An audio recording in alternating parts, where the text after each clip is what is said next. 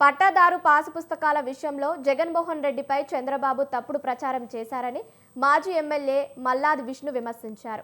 రైతులు పండించిన పంటలకు ప్రభుత్వం గిట్టుబాటు ధర కల్పించలేకపోయిందని దుయ్యబట్టారు.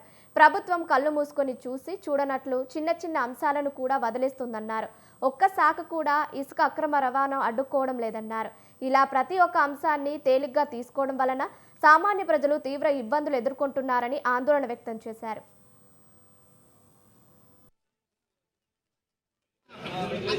పక్కన వాళ్ళందరికీ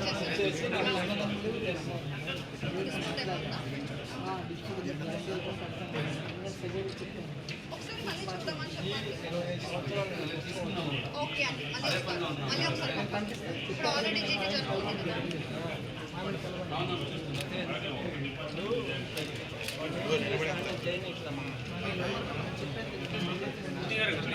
కదా.